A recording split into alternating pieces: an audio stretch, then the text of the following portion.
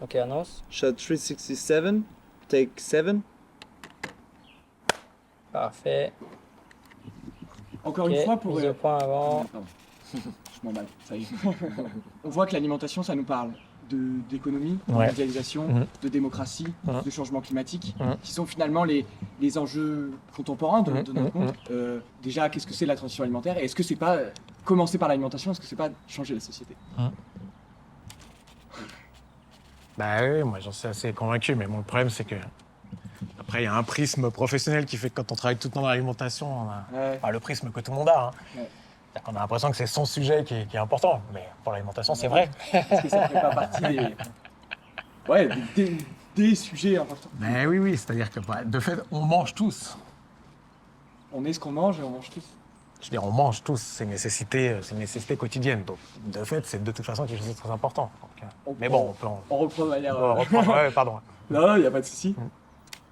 C'est bon là, vous avez le fil ou... Ouais. Camille? On peut y aller.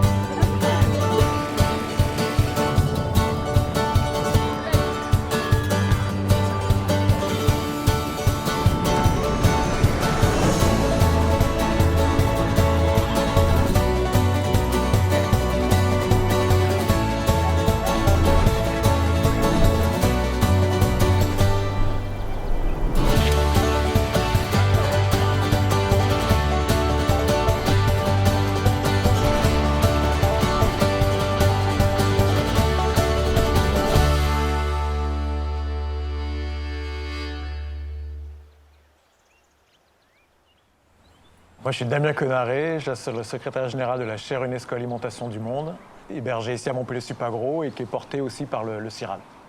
Alors, il y a beaucoup de définitions du système alimentaire. Il y en a une qui est assez simple et qui a en plus été conçue par un chercheur d'ici à Montpellier, Louis Malassi, qui était grosso modo la manière dont les hommes s'organisent pour produire, transformer, distribuer, vendre, consommer l'alimentation. Manger, c'est se nourrir, mais c'est évidemment pas que ça, c'est bien autre chose. C'est la dimension de plaisir, de partage, c'est du lien social, c'est aussi de la culture et de l'identité. Et puis, c'est notre lien à l'environnement, puisque ce qu'on mange ne tombe pas de nulle part, c'est forcément produit, tiré d'une ressource environnementale. Donc, effectivement, on a aujourd'hui un modèle dominant qualifié de système agro-industriel, qui a eu sa logique et qui, effectivement, est extrêmement rationnel et très fonctionnel, dans la mesure où, en tout cas, dans un continent comme l'Europe, on peut dire qu'il est parvenu à nourrir le plus grand nombre à moindre prix.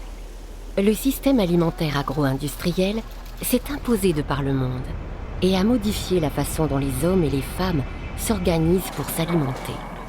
Cette organisation a pu répondre, à un temps donné, à certains enjeux. Mais ce système n'est plus soutenable ni efficace. Les inégalités se creusent.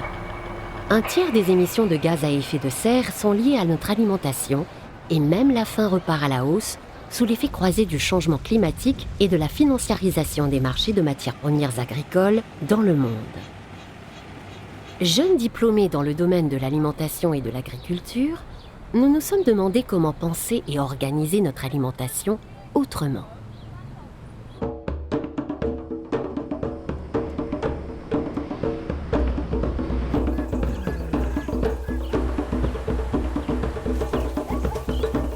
Notre voyage en quête de réponses commence au Kenya, dans la région Maasai de Transmara. Traditionnellement, les Maasai sont un peuple d'éleveurs. Le lait et le sang de leur bétail a été pendant longtemps à la base de leur alimentation.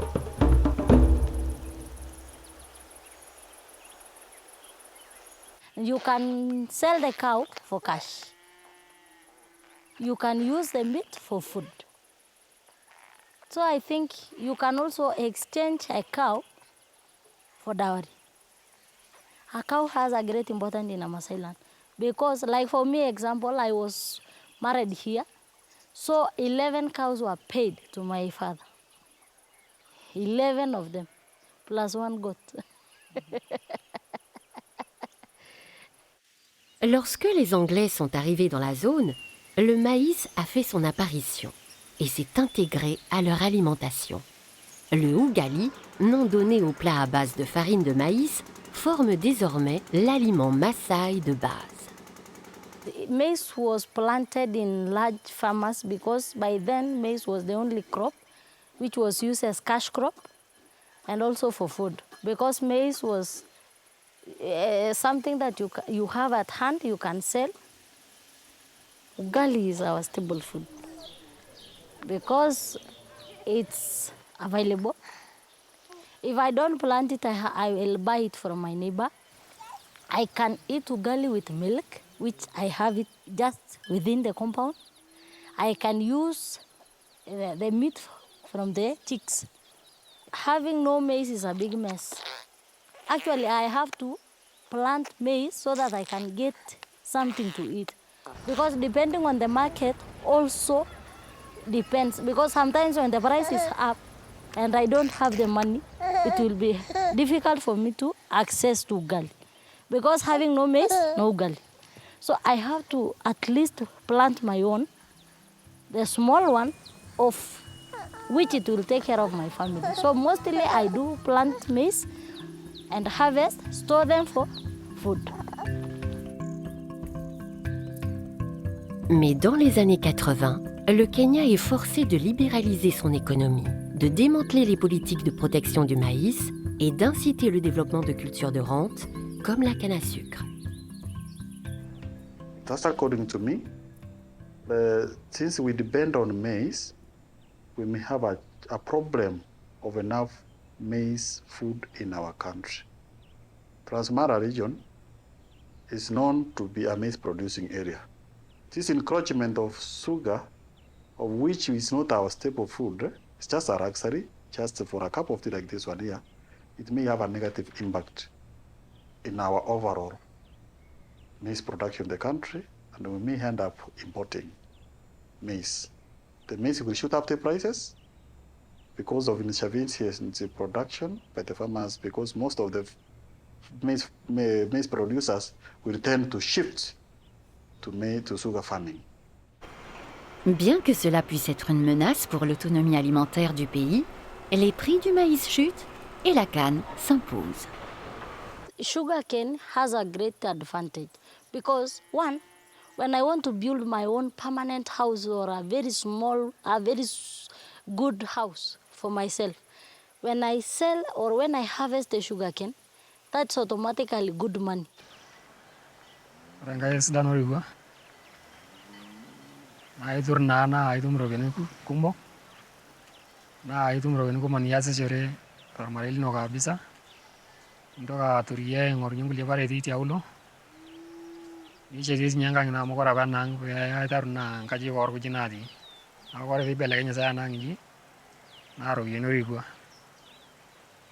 Awana mabadiliko sababu na lenga mo kora banne kibe ngera kuna sukulini ka bori kora ne kudangi ngera kuna sukulini olobe kore ngera ne sama korbe wo ngera ne sondari yeto na namre ngiju logi kwa ka ba ngera school.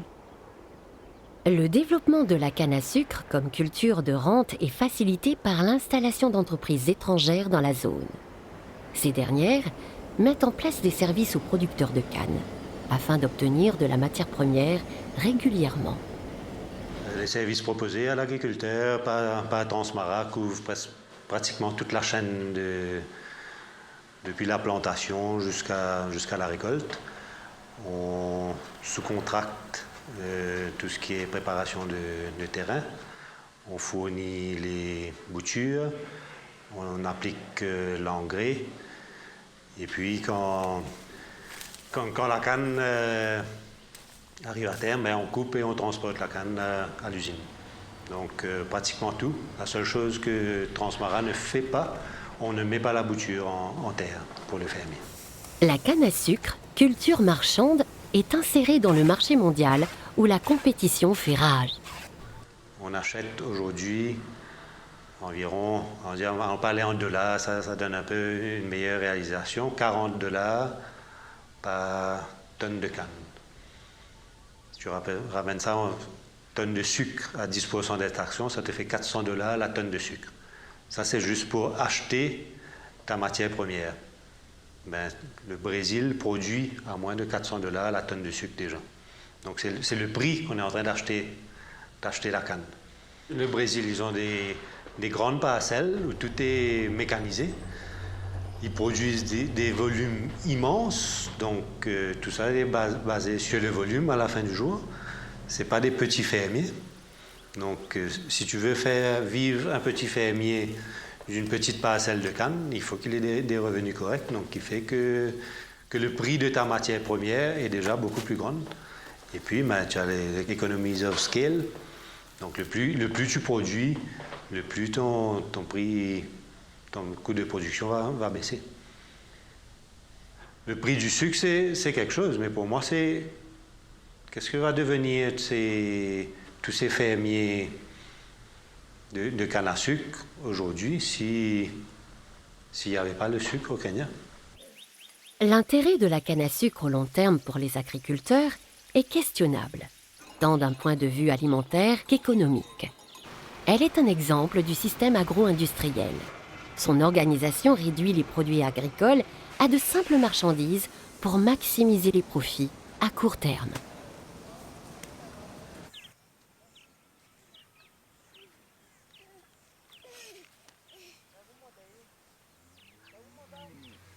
Kwa sababu mewa sahi imeingia, meona melima shamba mingi, sasa hakuna nafasi, mahindi imekuwa kidogo. Sasa pesa imekuwa labda imepatikana. Kwa Masai sasa kila mtu unapata pesa, hata wanawake, hata watoto kidogo. Hii pesa hapana mzuri. Pesa naanza poteza wengine. Ajui kufanyia kazi. Hawezi kuchukua hiyo pesa kwenda kufanyia kazi, kujenga nyumba kama hii au afanyie maendeleo mengine, au hata kinunua ng'ombe, hata kinunua saa hii akipata pesa kinunua ng'ombe taweka wapi? Mewa iko ndani ya shamba. Mtu Masai saa hii wengi hakuna ng'ombe. Na sijui saa hii nategemea nini? Na pesa hawezi chunga boma mpaka watoto ashibe. Mimi nasa tafuta maziwa, natembea mpaka narudi nakosa chai, hata kama mimi niko na pesa. Le système alimentaire agro-industriel, évoqué ici, se déploie partout à travers le monde, au Kenya comme à la prochaine étape de notre aventure alimentaire.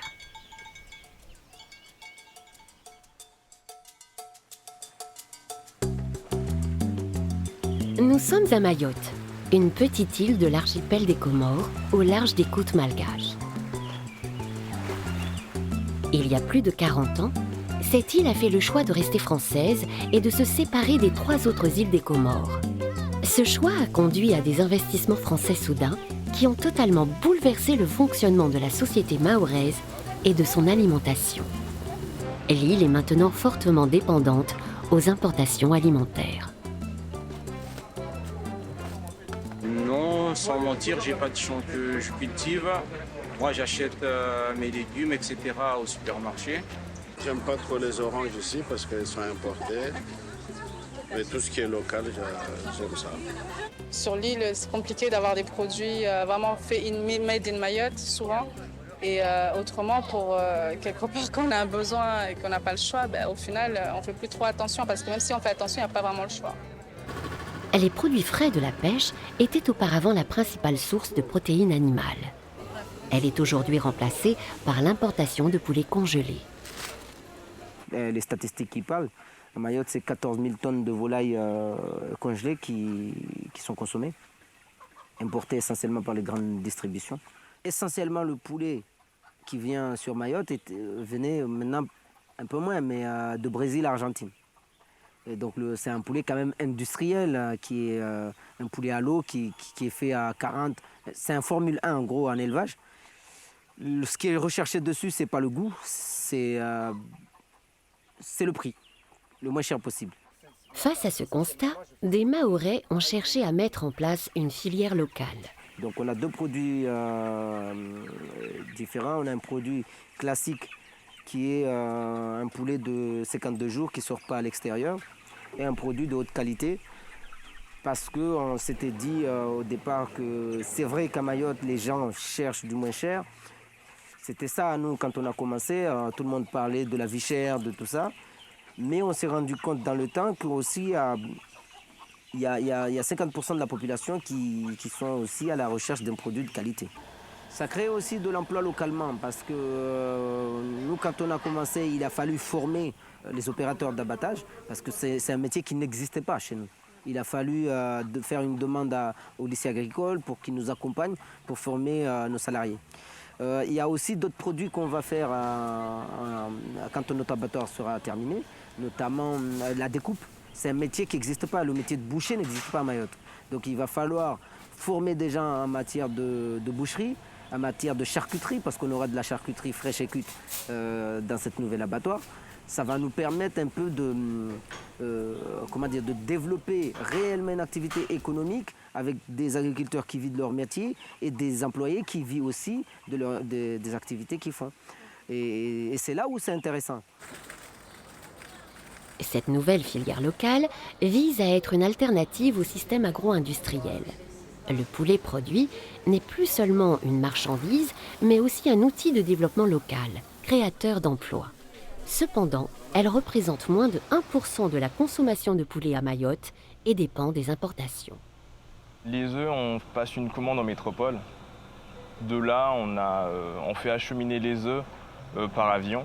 Et nous, derrière, on a quoi? On a 48 heures, 24 heures grand mine, en gros, pour recevoir les œufs. L'aliment est produit sur place. On importe juste les matières premières, donc du maïs, du tourteau de soja, du sang de blé, etc. On va dire qu'on est sur différents fournisseurs parce il y a des moments où on s'approvisionne par exemple en Roumanie ou en Inde, à Maurice. L'idée, en gros, en tout cas, la perspective de la boîte, c'est de se fournir dans l'océan Indien. On essaie de rester le maximum possible dans la zone pour valoriser en gros la région. L'alimentation mahoraise reste néanmoins basée en partie sur les jardins vivriers familiaux produisant principalement de la banane et du manioc. Cette agriculture ne constitue pas une activité professionnelle à part entière. Personne n'a de statut officiel d'agriculteur. À partir des années 80, à l'âge de 5 ans, 6 ans, nous on partait à la campagne avec nos parents. Voilà, on allait travailler, revenir avec un petit même banane, mais on partait, on revenait à pied dans tous les systèmes. Voilà. On allait dans les forêts, on revenait, on cueillait, on cultivait en fait. On cultivait.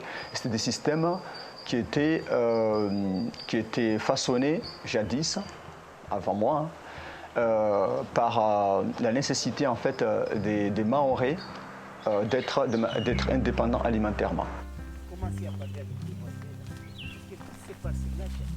C'est une parcelle familiale que je partage avec mes sœurs. Et chacun a sa partie. Là, c'est ici que je cultive avec ma famille, ma femme, mes enfants. C'est un peu le jardin mahorais. Actuellement à Mayotte, l'agriculture ne fait pas le poids. Tu dois avoir quelque chose, tu dois avoir des ressources. Après, tu pourras t'investir pour développer un peu l'agriculture après. Mais actuellement là, si tu comptes travailler dans l'agriculture là, comme nous le faisons là, ça ne va pas te faire grand-chose. Tu vas avoir des gros soucis. À part mon travail, je suis enseignant. Je cultive encore, j'ai des exploitations agricoles. Dès que j'ai un temps libre, je me rends dans mon champ. Chez nous, quand tu travailles et tu gagnes un peu de sous, tu ne les dépenses pas pour toi seulement. Tu ne peux pas voir quelqu'un de ta famille souffrir et que toi tu as de l'argent et puis le laisser tomber en disant que voilà, tu vas te débrouiller. C'est pas comme ça comment on procède là. Je peux dépenser mon argent pour ma famille, pour ma femme et mes enfants, pour aussi mes soeurs, pour aussi des parents proches. C'est comme ça.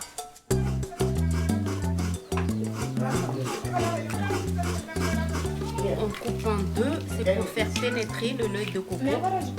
Les bananes, on les met dans l'eau, c'est pour enlever, diminuer la colle. le manioc pour mélanger avec la banane verte.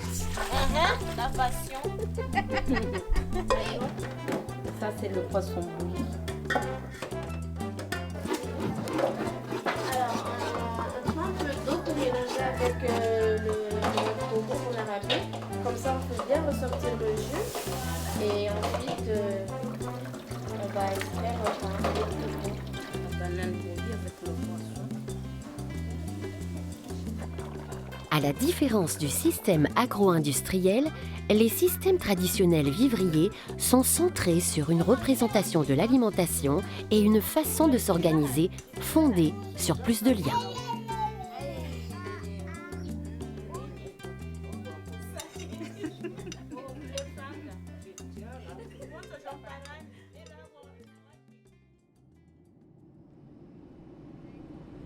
El capitán ha encendido la señal de ajustarse los cinturones. Favor guardar debidamente sus aparatos electrónicos de dimensiones grandes, como computadoras portátiles, en su equipaje de mano. Asegúrese que sus cinturones estén abrochados.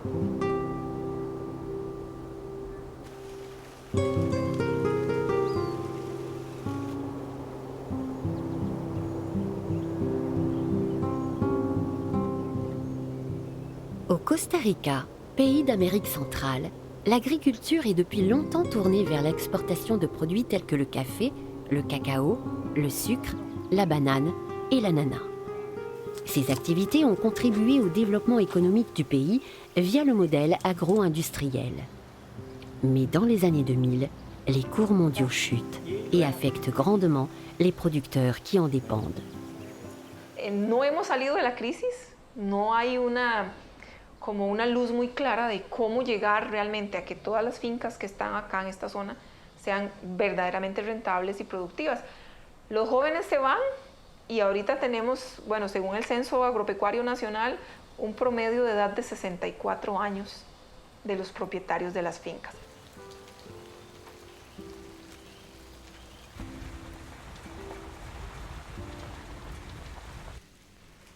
No, en la finquita mía, como es una finca pequeña, yo la asisto solo. Y yo hago los trabajos y cojo el café. Y no, los muchachos míos ya ellos se dedican a otro trabajo, que no son en la finca. En cuanto a la finca, yo, pues la verdad que al momento yo veo muy poco futuro porque la mayoría de fincas de esta zona Turrialba lo que nosotros llamamos han quebrado, han tenido que despedir empleados y está pues en realidad no está en buenas condiciones la finca y producen muy poquito.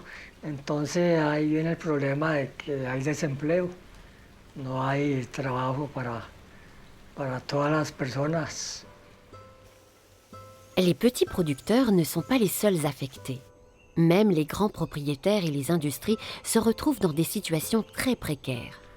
Actualmente es un ingenio que está en quiebra financieramente, quebró, ya no puede operar porque no da rentabilidad, no puede, es un ingenio con está sobreinstalado, ¿verdad? Entonces y la materia prima que es la caña no alcanza para que él financieramente sea rentable.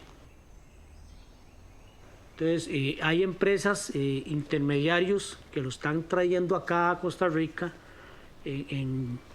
con costos muy por debajo de los costos de acá, ¿verdad? De lo que es producir aquí en Costa Rica. Para la gente de clase media o baja siempre se busca un mejor precio. O sea, al encontrar un mejor precio en un producto que viene del extranjero, dejamos de comprar el producto nacional y por ahí entonces, nos afecta a nosotros, los producteurs nationaux, nos affecte énormément. Même les plus grandes propriétés agricoles sont touchées par la crise et sont amenées à travailler sur d'autres formes de commercialisation et de qualité de café. Avec la certification, les producteurs cherchent également à dépasser le fait de l'aliment marchandise et d'insuffler d'autres valeurs à travers ce qu'on appelle des systèmes de qualité différenciés. O sea, la venta de café es algo que no es fácil, hay que buscarlo, hay que encontrarlo, porque la manera fácil de vender café es venderlo como si fuera un commodity, ¿verdad? Y con esto alcanzamos poco valor. Para poder vender el café con el valor agregado que nosotros le damos en la finca, que es la trazabilidad, la sostenibilidad, la calidad, la historia de este lugar, tenemos que buscar maneras para encontrar una relación con un tostador, que es el que va a tomar nuestro producto y lo va a transformar en el producto final que se toma el consumidor.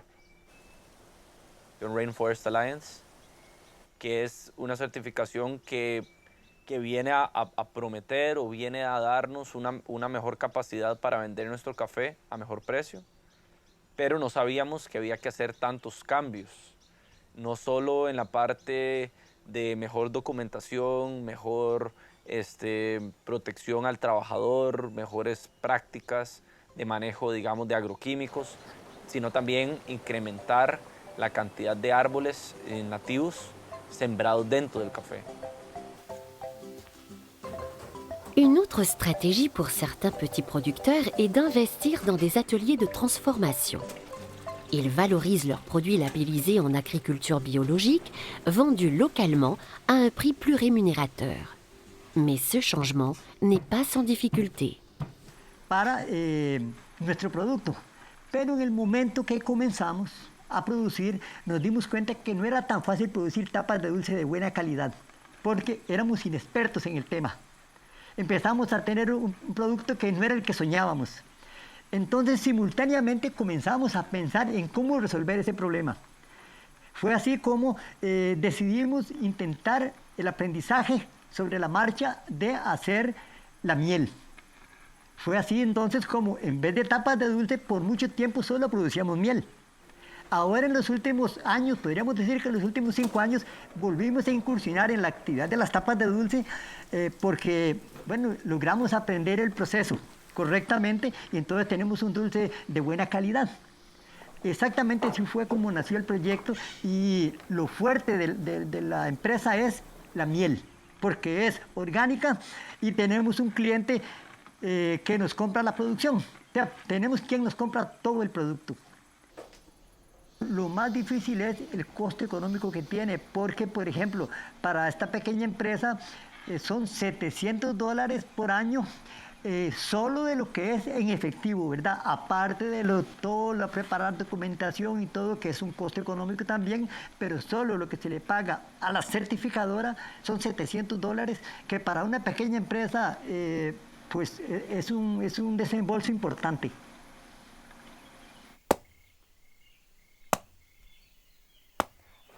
Hay muchas cosas que no podemos hacer solos, entonces nos hicimos parte de la Asociación de Productores Orgánicos y Agrosostenibles de Turrialba, Apoya.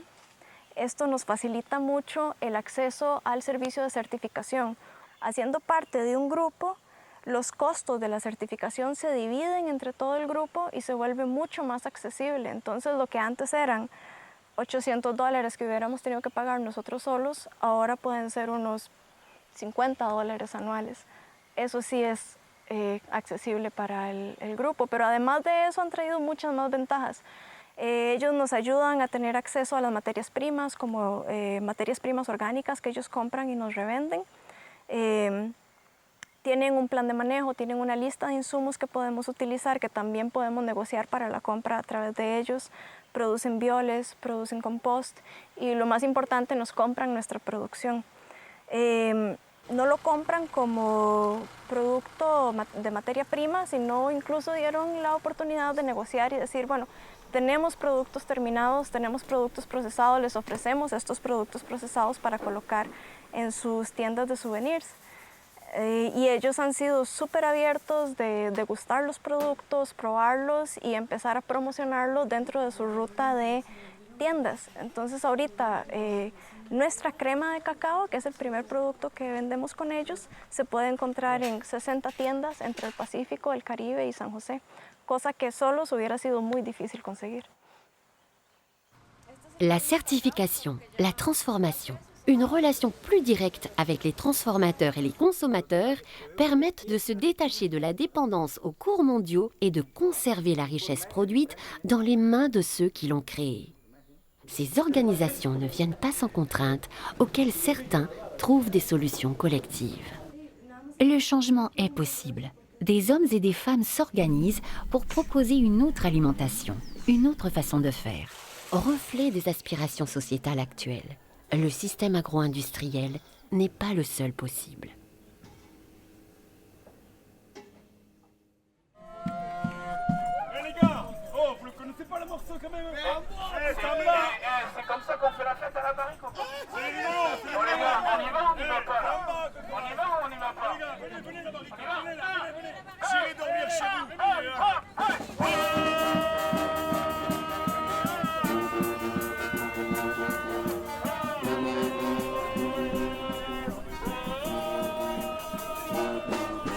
En France, sous l'effet d'une forte implantation du système agro-industriel, certains acteurs se sont organisés pour revenir à une alimentation plus proche des gens et de la terre à travers, par exemple, le label bio.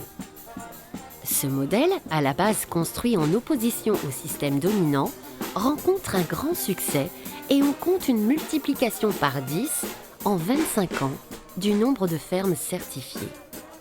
Ce changement d'échelle a conduit ce modèle bio à reproduire l'organisation agro-industrielle en circuit long avec de nombreux intermédiaires. En 2018, la grande distribution enregistre quasiment la moitié des achats de produits biologiques des ménages, la vente directe, seulement 12%.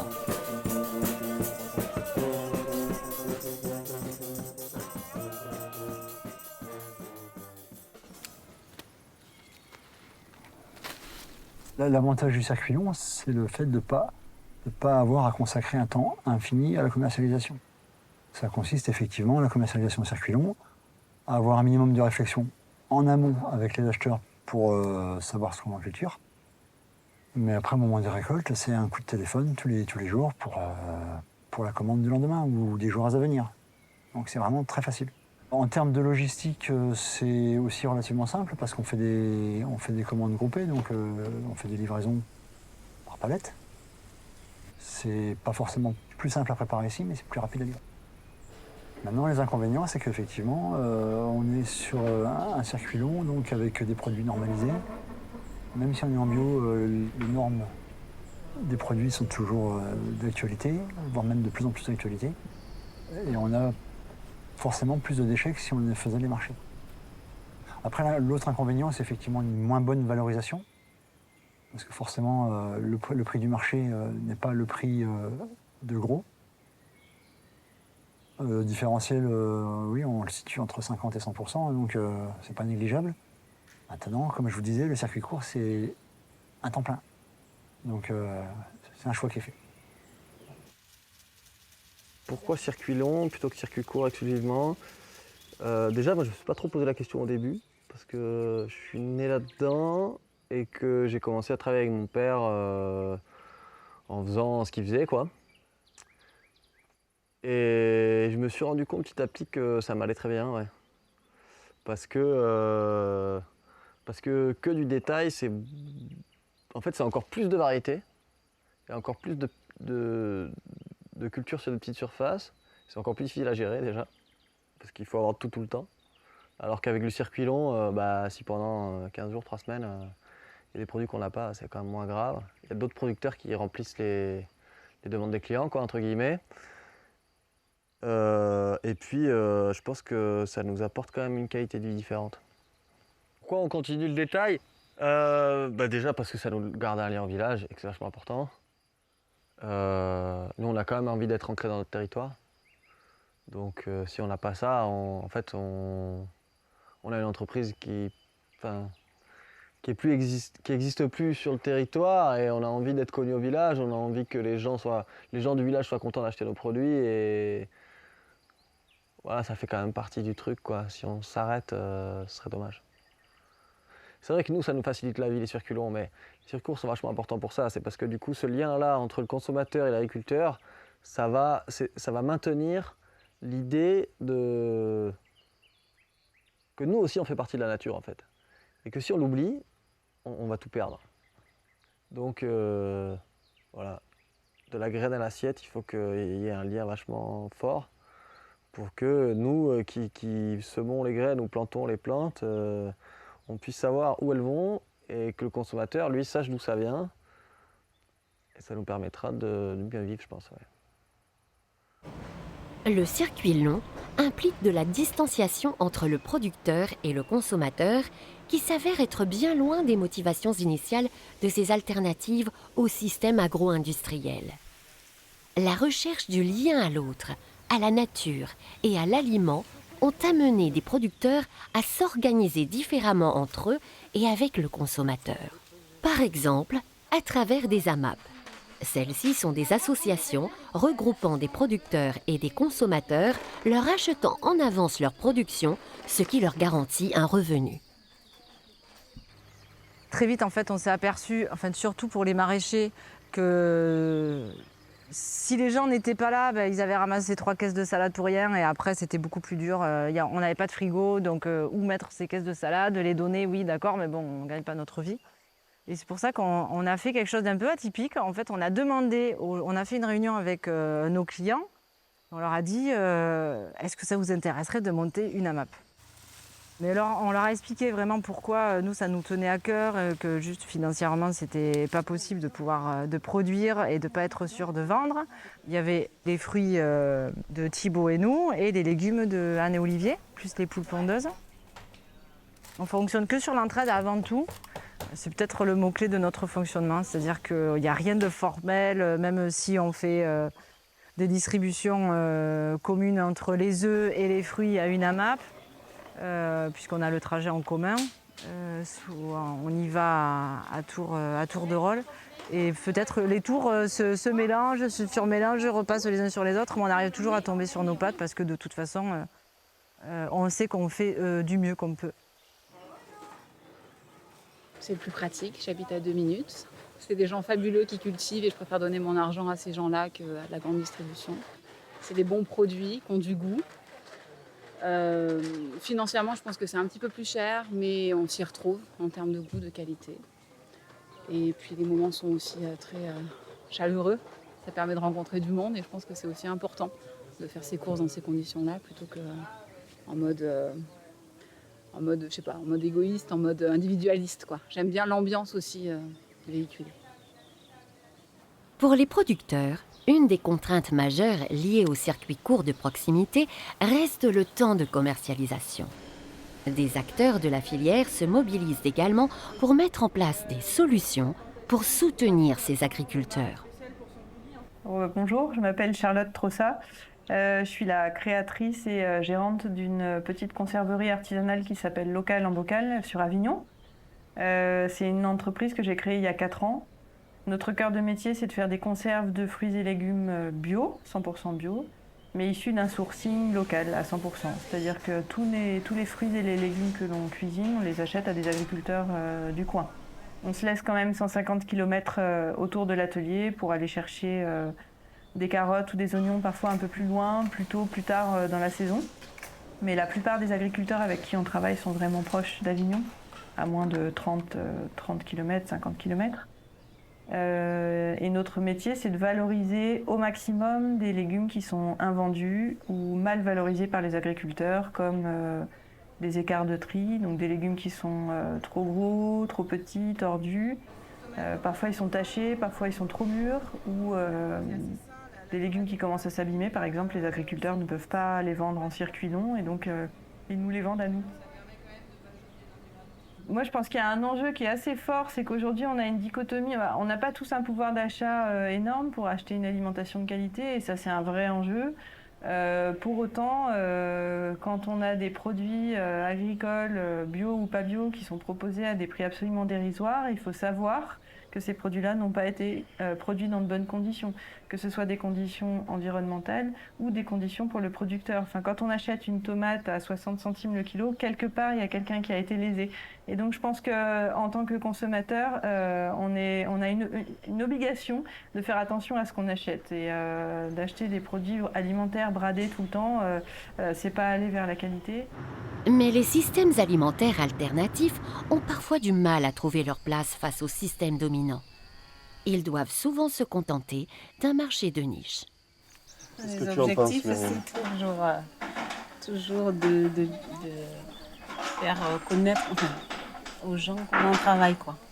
Parce qu'il n'y a pas que de l'industriel et tout ça. Il y a aussi des petits producteurs qui savent travailler et que les gens ils se rendent compte que nous, on est aussi là, on n'est pas nombreux pour mieux les connecter un peu aussi à la nature. Parce que nous, on fait des tous nos bêtes en plein air, on utilise des races qui sont adaptées aussi à l'environnement, hein, le sud Gironde, parce que c'est très pauvre. Donc ça aussi, il faut que les gens y comprennent aussi que l'agriculture, c'est aussi ça, quoi. C'est s'adapter aussi au lieu où on est. Et ça, je trouve que c'est important aussi de faire comprendre ça aux enfants et tout ça, qui viennent voir un peu comment on travaille. Et que, voilà, rapprocher plus les gens aussi à la nature, quoi. Parce que depuis quelques temps, on oublie un peu tout ça. Il y a deux mondes, quoi. Hein. Il y a le monde de la grande distribution et il y a nous. Donc les clients, c'est pas du tout c'est deux mondes parallèles. Et la clientèle est pas du tout la même. Mais les clients sont très demandeurs quand même. Hein. Ils posent des questions, ils essayent de comprendre comment on travaille, ils se déplacent, ils viennent voir comment on fait des portes ouvertes, ils viennent voir comment on travaille et tout ça. Donc, mais on aimerait bien, parce qu'ils n'arrêtent pas de parler de la bio, mais il ne faudrait pas que ça change, que ça aille à la bio industrielle, que nous, les petits producteurs, ils ne parlent pas de nous, quoi, en fait. Quand ils parlent dans les grandes surfaces que le bio a augmenté, nous, proportionnellement, on n'a pas tant augmenté que ça. Donc c'est vrai que ça, il faudrait qu'on arrive à toucher une plus large population, arriver à mieux à les toucher. Mais ça, on n'a pas encore trouvé la solution idéale. Les alternatives sont-elles condamnées à se diluer dans le système agro-industriel ou à rester cantonnées à la marge? Ou serait-il possible de construire une organisation accessible au plus grand nombre? À l'autre bout du monde, entre l'océan Indien et l'océan Pacifique, une île au passé tumultueux a été occupée pendant plus de 4 siècles par les Portugais et les Indonésiens. Ces derniers y ont introduit la culture du café et du riz. Ce jeune pays, c'est le Timor-Leste, devenu indépendant en 2002. Dans la partie ouest du pays, le district montagneux d'Hermera est resté la principale région productrice de café.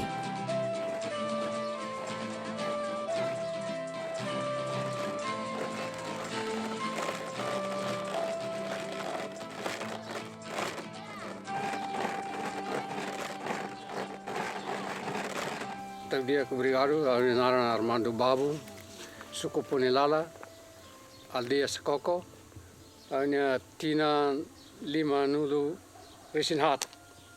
Amina Moris Cape.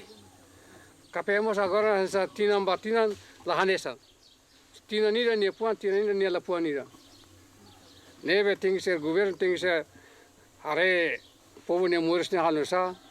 Amina veka Moris o cape, tem que ser mente ituan para ami huri Moris dia kituan. Nemak saya hanesa namni problema bote Timor.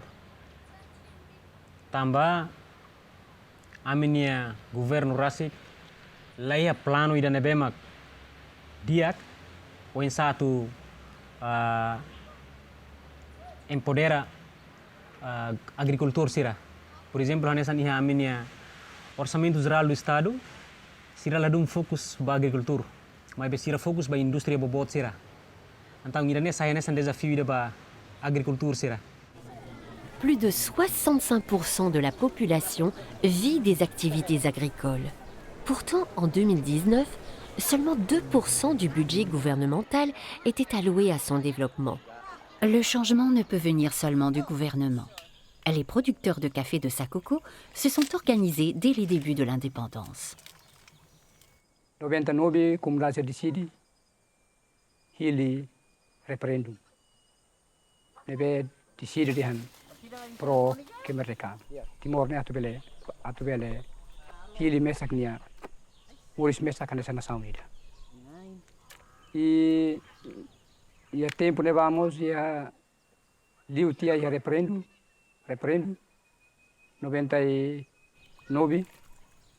1999 Amimos organiza comunidade o insabele pele reforma plantação do anbe põe cusi é na Indonésia sir.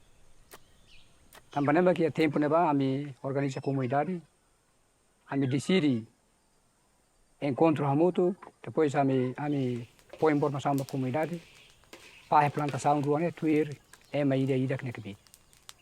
Também ami sente kata se ami la hari ami cooperativa hane sandeta ami ema indivíduo baru nebe mai business sirma setan lucro o se ami rendimento nebe ami também nebe kama ami la ko yato sadera ba ema companhia balu antami mos iha inisiativa rasi ko insa ambe laurasi. Ainsi, en 2009, la coopérative Coar s'est associée à l'ONG japonaise Parsik qui commercialise le café sous label équitable. We got the idea, why not we bring the coffee from Sakoko to the Japanese market to introduce.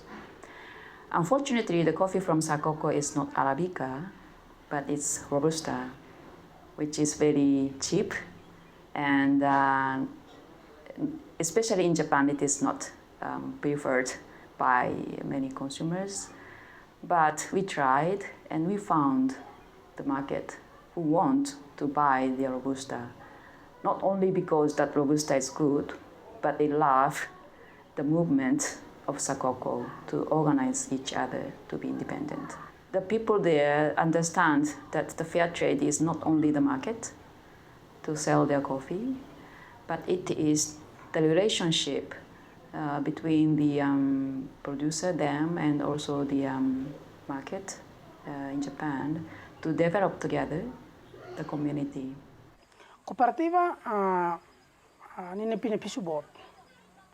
Ida primeiro maka bele população nebe dia atune comunidade sira bele cuidado sira ninia capé. Benefício neida. Benefício ida tan maka pollen diferencia ho kumbana selo. Pollen diretamente baia itana mesmo sira. E segundo. E terceiro lihusi capé nebe maka sira pan bele haru ka bahna ba no ikus mais sira hetan pali social prêmio nebe maka hetan apoio bele utiliza ba dada be bele utiliza ba halo humane ba social ida nebe maka ba sira durante ne hetan.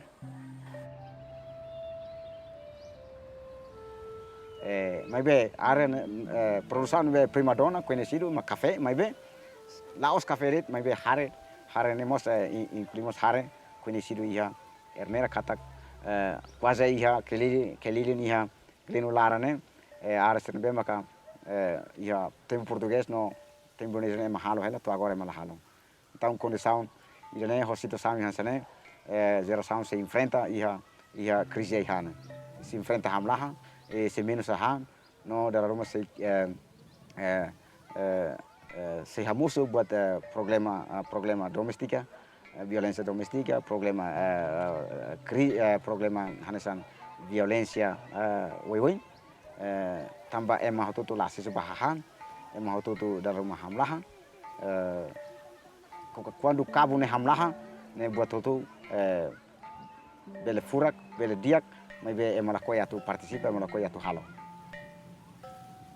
Et c'est en effet ce qu'il s'est passé en 2008, quand le prix des sacs de riz a été multiplié par 3. Comment le pays en est-il arrivé là? Indonesian invaded in 1975, so 1982, so the expansion of irrigated rice starting spread throughout the whole Timor. Timorese people are starting to eat more rice because the Indonesian government also subsidizes rice, so you can buy rice cheaply in the market. And then it became a part of our culture. And of course, the expansion of irrigated rice is causing, you have to clear so much forest, so much land, which is causing loss of biodiversity.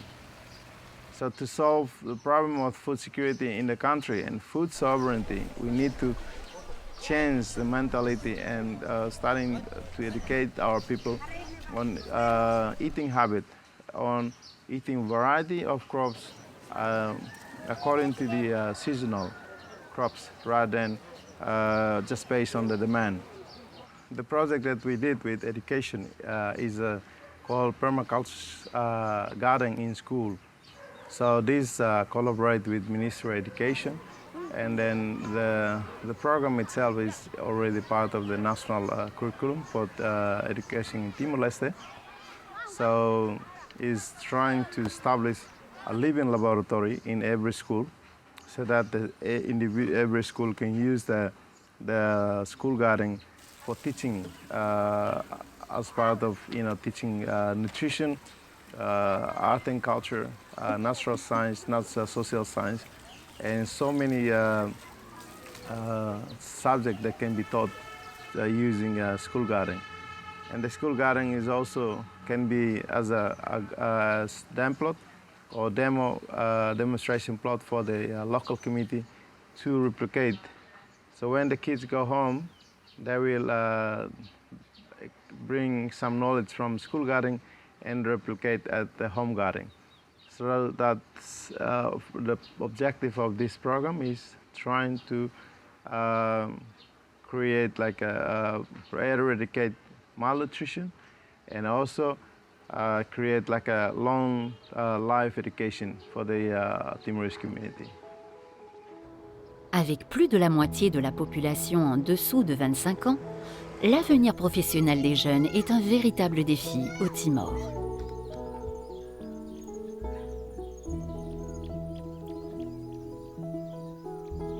How we are going to do in next step if we are graduate. And sometimes we are discussing each other to see what is inside our knowledge that we learned from the university. We learned from the theory. The people easily remember what to do and easily to forget what is said. It means that action as the youth is really, really important. And why I decided to promote the agricultural activity is, in the world, in every aspect, every sector, agriculture is really, really key for the life. It means that you cannot live without food. You cannot live without drinking. You cannot live without enjoying the nature from the wind. You can have the tree. So this is the key for me, that the best way that I create my job is I contribute to the agriculture. Nous commençons à le comprendre. Changer notre alimentation est bien plus complexe que ce que l'on pourrait penser. Changer notre alimentation, c'est changer notre société, l'organiser différemment. Mais comment ?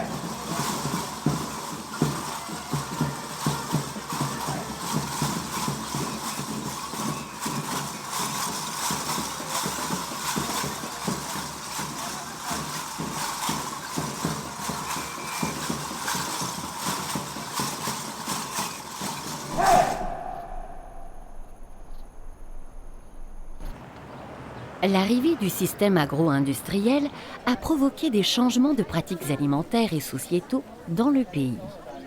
Dans la région du Chaco, le peuple indigène des Guaraní a vu ce système bousculer leur manière de vivre. Y la variedad de maíz en aquel tiempo era mucho, no solamente como Ya hoy en día solamente hay unas cuantas variedades de maíz. Y también lo que yo he visto de los cambios que hay ahorita es la unión de gente que se trabajaba en aquel tiempo así en común. Se hacía la faena, la minga, como le decimos, ¿no? Cuando había algún trabajo, se juntaban la gente, preparaban una comida en conjunto, se compartía y también se hacía el trabajo. Son cosas muy importantes que hoy en día se necesitaba, ¿no?, que recuperarlo, ¿no?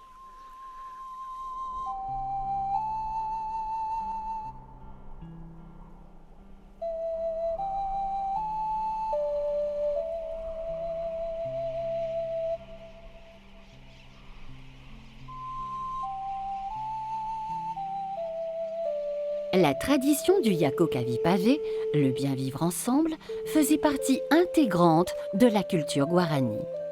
Aujourd'hui, certaines communautés de la zone le pratiquent d'ailleurs toujours. C'est le cas de la communauté Ivitipura. El Yako Kavi pavé es, como decía el hermano, tiene una palabra bien que nosotros lo cuidamos como a oro. El Yako Kavi pavé en Ivitipura nosotros lo seguimos demostrando, lo seguimos manteniendo, porque nosotros hemos venido aquí con el fin de continuar con el Yako Kavi pavé, el tema de producción, vivir así en unidad, comer en una olla común, trabajar así en común. Y el ser individualista, una persona ser individualista, quiere decir de que él no tiene esa mira al Yako Kavi pavé, ¿no? La persona individualista se acaba y se acabó ahí. La producción es solamente nosotros aquí en la comunidad es para consumo, ya, en escala menor, podríamos decir, solamente para consumo nosotros hacemos, ya. Entonces ahora lo que nosotros estamos pensando es producir más ya para la economía. La constitution bolivienne a permis aux peuples originaires de s'organiser en gouvernement autonome indigène. En 2017, les Guaranis du territoire de Charagua y sont parvenus et se sont organisés pour porter un projet de développement territorial en accord avec le Yako Kavi pavé. Todavía construyéndolo, tenemos un plan que llamamos el Yako Kavi pavé, donde nos estamos planteando ahí, ¿no?, en tema producción, el tema educación, el tema salud, el tema infraestructura, digamos, ¿no?, el tema cultura, el tema... Hay varias... Si bien antes de repente ahora mucho hemos estado comiendo de repente productos transgénicos, lo caso que ahora tenemos que sembrar nosotros y rescatar nuestras propias semillas, ¿no?, cultivar lo que era nuestro, no perder, digamos, ese valor de lo que es la agricultura.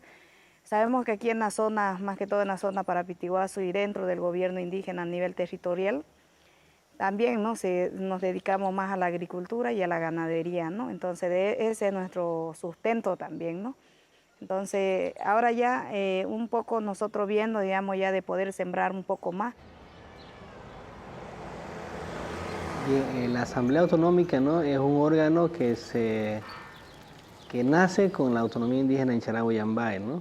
Entonces los estatutos de Charagua y Yambay establecen que se crea un nuevo órgano de gobierno.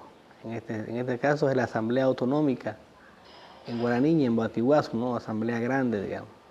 El pueblo guaraní, digamos, le da mucha importancia a la asamblea como un escenario, digamos, de donde uno se confrontan las ideas y sale algo bueno, ¿no? O sea, es el escenario donde la gente participa, donde la gente cuestiona, donde la gente construye. Por eso nosotros planteamos, por ejemplo, en el Yako Kavi pavé, de que la escuela sea, digamos, el motor principal de ese cambio, ¿no? Nosotros planteamos que en la escuela sea, digamos, el centro donde se aprenda a cultivar, se aprenda a producir, digamos, ¿no?, huertos familiares, huertos escolares, para un poco tener la seguridad alimentaria en nuestros hogares, ¿no? Cette organisation en démocratie participative a naturellement construit un projet tourné vers une autre organisation alimentaire. L'alimentation est devenue politique. Son organisation sur le territoire est décidée en commun par ceux qui la vivent. Mais encore une fois, la réussite du changement semble reposer sur l'éducation, tant sur les aspects productifs que sur l'éducation à la démocratie et à la citoyenneté.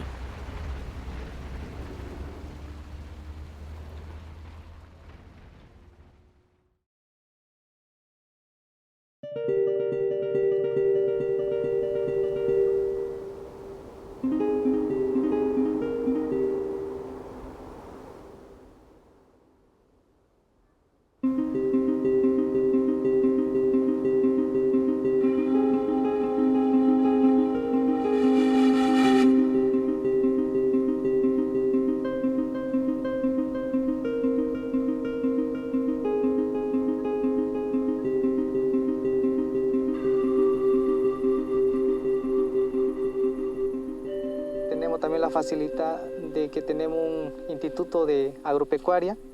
Yo creo que también ahí hay que fortalecerlo al instituto Taremaicua, para que ellos sean los que nos van a capacitar a nosotros, a los pequeños productores. Van a capacitar a mujeres, a jóvenes, a niños. Yo creo que de ahí tiene que partir, porque tenemos que hacer las cosas con un poco de conocimiento, una base que tenemos que tener para lo que es esto, para una agricultura sostenible.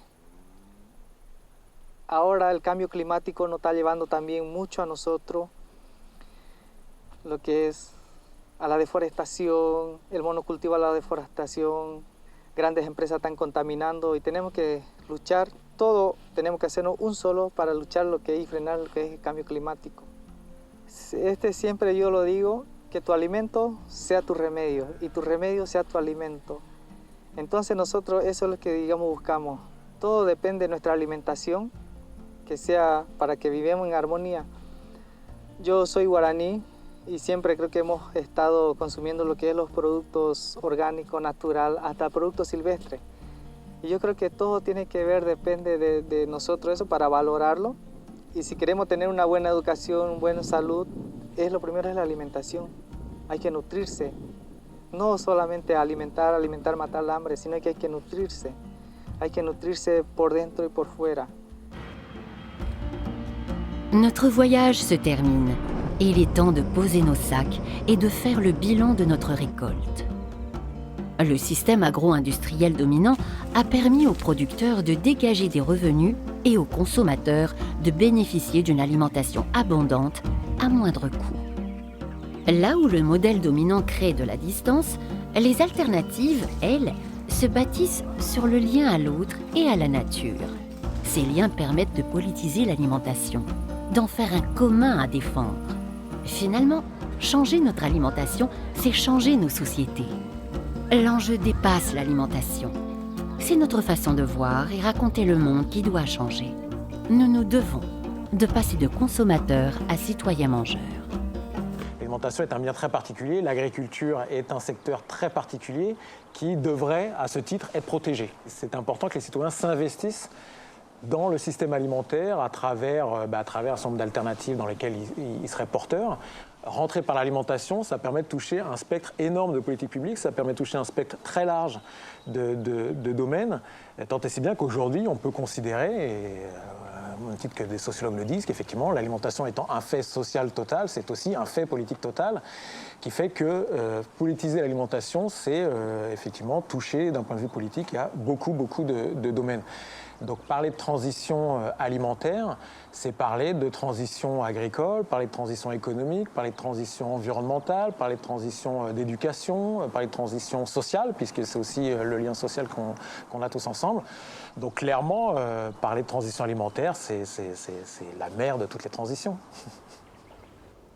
Les solutions toutes faites n'existent pas. Elles sont à chercher dans nos têtes, nos corps et nos sociétés. Dans les liens que nous tissons avec les autres et avec notre environnement. Dans les choix que nous faisons, dans les combats que nous menons ensemble. La lutte doit être commune. Elle est faite de grands combats globaux, mais aussi de petites victoires quotidiennes. l'alimentation est la mère de toutes les transitions. Alors, on attend quoi pour nourrir le changement ?